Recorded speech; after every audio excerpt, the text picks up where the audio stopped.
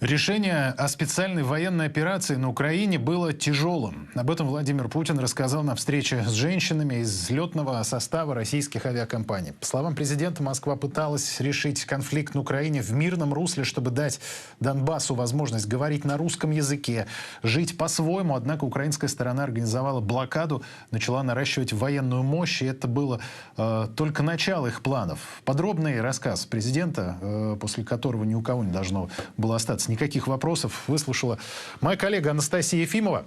Анастасия, я приветствую. Владимир Путин очень подробно объяснил действия нашей страны в последние полторы недели. Рассказал, конечно, и причину приведения в готовность ядерных сил России. Начал с предыстории. Пожалуйста, тебе слово. Да, давайте мы тоже начнем с этой самой предыстории.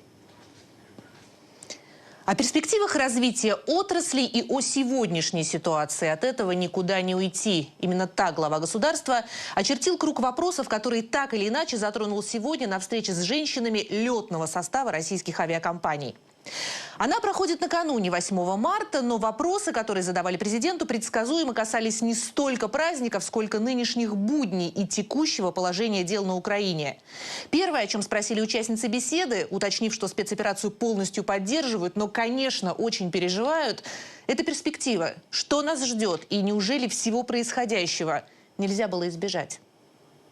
Вы сами видите, когда у нас то в одном, то в другом регионе, бродячие собаки набрасываются на людей, ранят, даже есть и летальные случаи. А потом, это отдельная проблема, и местные власти должны этим заниматься. А потом мы видим, когда начинают травить этих животных, убивать их, расстреливать. Послушайте, но люди не на Донбассе, это не бродячие собаки. От 13 до 14 тысяч человек убили за это время, за эти годы. Более 500 детей убиты или искалечены. Но что особенно нетерпимо, это то, что этот так называемый цивилизованный Запад предпочитает этого не замечать. Все эти годы, послушайте, 8 лет. 8 лет. Более того, в последнее время власти в Киеве прямо начали заявлять публично о том, что они не собираются выполнять этих соглашений. Но они же говорят об этом прямо с экранов телевизора, в интернете, везде, публично говорят. Не нравится, не будем. При этом Россию продолжали обвинять в том, что мы не выполняем этих соглашений. Какой-то бред просто. Театр абсурда. Президент еще раз напомнил, угрозы России, которые представляло бы членство Украины в НАТО, не просто реальные, они очевидны. А на фоне активизировавшихся разговоров о получении Киевом ядерного оружия игнорировать эти самые угрозы было бы и вовсе преступно.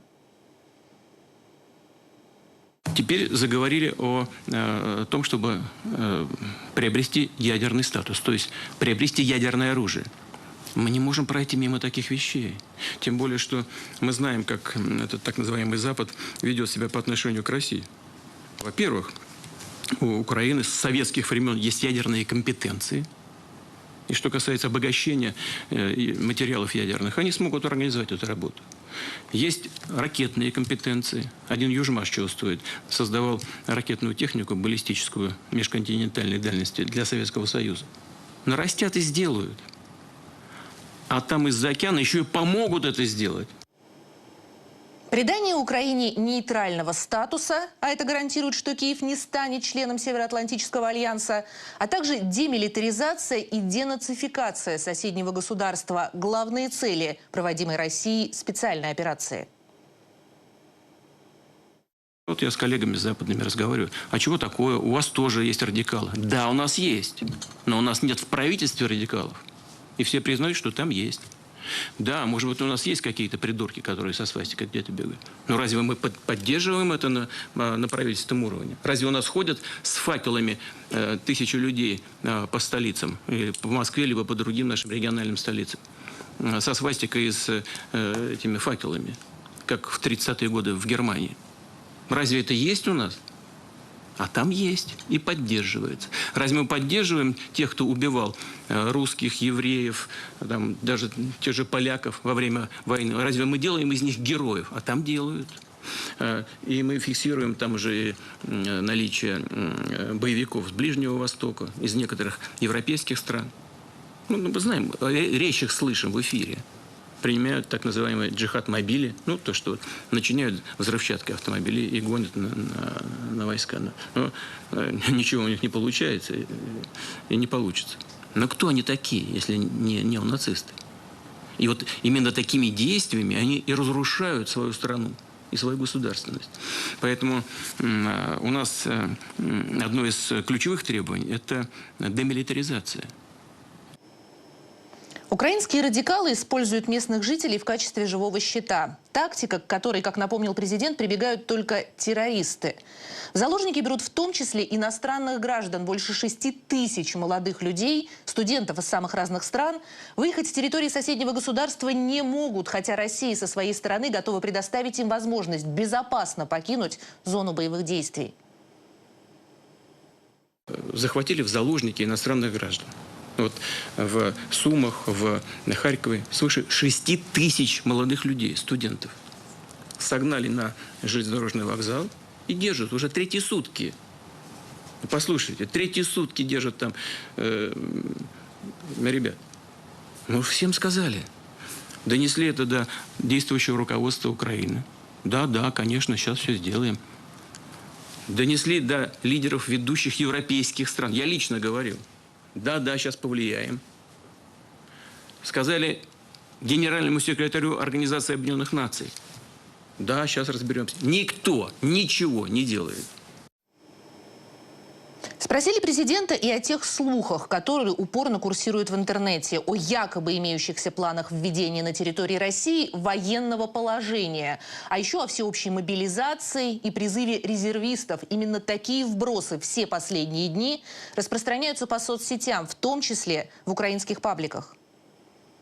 Военное положение вводится в стране в соответствии с законом по указу президента, и он должен быть подтвержден решением Совета Федерации в случае внешней агрессии, в том числе в конкретных районах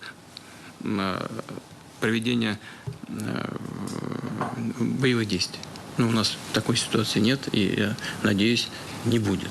Мы не планируем вводить никакого особого положения на территории Российской Федерации. Не планируем. Нет такой и необходимости сегодня. Значит, да, мы видим, что, как я уже сказал, предпринимаются попытки у нас общество раскачать. Кстати говоря, вот тоже подтверждение моих слов о том, что мы имеем дело не просто с радикалами, а с неонацистами. Вот у нас люди ходят и высказывают свое мнение по поводу того, что им нравится или не нравится в действиях наших на Украине. А там, на Украине самой, тех, которые высказывают, выражают такие же позиции, как наши представители, так скажем, либеральной части нашего общества. У нас есть уже подтверждение. Там их просто хватают на улице сейчас и расстреливают. Президент напомнил, в специальной операции по демилитаризации и денацификации Украины принимают участие профессиональные военные. Надо сказать, что в последние дни в военкоматы в разных регионах приходят и добровольцы, которые хотят помочь своей стране в этот непростой момент. Глава государства искренне их поблагодарил, но отметил, что сейчас задачи решают те, для кого защита Родины не только моральный долг, но и дело жизни. Сейчас мы слышим, что нужно сделать бесполетную зону на территории Украины. Сделать это невозможно на самой территории Украины. Можно только с территории каких-то соседних государств. Но любое движение в этом направлении будет нами рассматриваться как участие в вооруженном конфликте той страны, с территории которой будут создаваться угрозы для наших военнослужащих. Мы в эту же секунду будем рассматривать их как участниками военного конфликта. И уже все равно, какими там членами они являются. Членами, извините, каких организаций. Вот. Надеюсь, понимание этого есть, и до этого тоже не дойдет. В этой операции принимают участие только профессиональные военные. Офицеры и контрактники. Призывников нет ни одного, и мы не планируем это делать. То же самое касается и тех, кого призывают на сборы. Нет, мы не планируем этого делать и в отношении этой категории. Их регулярно на сборы призывают до и после будут призывать, но и эту категорию мы призывать не собираемся, и участвовать в конфликте в этой операции они не будут. Все стоящие перед ней задачи российская армия сегодня успешно решает. Президент говорил об этом на совещании с постоянными членами Совбеза в минувший четверг. И сегодня подтвердил вновь, операция идет и по плану, и по графику. Первое, что сделали, уничтожили всю военную инфраструктуру. Ну, не всю, но частично в основном. Склады с вооружением, боеприпасами, авиацию, системы ПВО. Системы ПВО, их устранение требует определенного времени, их нужно, вы люди мирные, но все-таки к авиации имеете отношение, их нужно вскрыть, потом поразить. Практически эта работа завершена. Вот отсюда и требование закрыть небо, ну, это требование, реализация этого требования сопряжено с колоссальными и катастрофическими последствиями не только для Европы, но и для всего мира. Я думаю, что понимание этого у тех, кто на той стороне что-то там маркует, есть. Исхожу из того, что наша армия решит все стоящие перед ней задачи. Ни на секунду в этом не сомневаюсь. Об этом говорит весь ход операции. Она идет просто по плану, вот по графику. Еще до начала этого разговора глава государства ознакомился с полнопилотажными аварийно-спасательными тренажерами образовательного комплекса «Аэрофлота». Осмотрел кабину, позволяющую отрабатывать навыки управления российским среднемагистральным узкофюзеляжным лайнером МС-21, а также совершил имитационный полет на авиастимуляторе «Сухой Суперджет-100». Конечно, уже в рамках беседы речь зашла и о ситуации в авиации сегодня. Весьма непростой. Небо для отечественных компаний закрыл целый ряд стран, и разрешение этого кризиса, как напомнил президент, теперь зависит не только от Москвы. Делают себе ущерб. И я думаю, что им тоже не очень нравится это делать. Они делают это под политическим прессом со стороны своих властей. Они же, если через Сибирь не пойдут, а мы им закрываем, они будут увеличивать время в пути, увеличивать количество керосина, которое на это будет тратиться, значит, увеличивать стоимость билетов и так далее, и так далее. А наращивать, конечно, будем внутренние перевозки, но там, где будем летать за границу, там будем летать, будем стремиться к тому, чтобы ситуацию поменять. Но, вы знаете, здесь есть и минусы, конечно, поскольку создают неудобства для людей. Но есть и плюсы с точки зрения развития собственной инфраструктуры. Мы будем развивать собственную авиацию. МС-21 не уступает западным аналогам. Но он лучше по многим параметрам. Нет, реально лучше. Там фюзеляж шире, там удобнее, между креслами удобно размещаться. Для багажных отделений больше места. Ну, лучше. Да, нужно еще какое-то время, несколько месяцев. Будет наш двигатель стоять. Самолет будет наш целиком и полностью современный и российского производства. Несмотря на то, что говорить сегодня пришлось о весьма непростых вопросах, день все-таки предпраздничный. Глава государства поздравил всех участниц встречи с наступающим 8 марта. Подарил цветы, подчеркнул, что, цитата, «по всем направлениям будем двигаться». А направления этих сейчас не счесть. И речь, конечно, не только об авиации. Да, конечно, не только об авиации, очень о многом. Анастасия, спасибо. Анастасия Ефимова подвела итоги встречи Владимира Путина с женщинами летного состава российских авиакомпаний. Мы работаем для тех, кто не хочет отставать от времени. Смотрим 60 минут на платформе смотрим.ру. Просто наведите камеру смартфона или планшета на QR-код и смотрите 60 минут, когда вам удобно.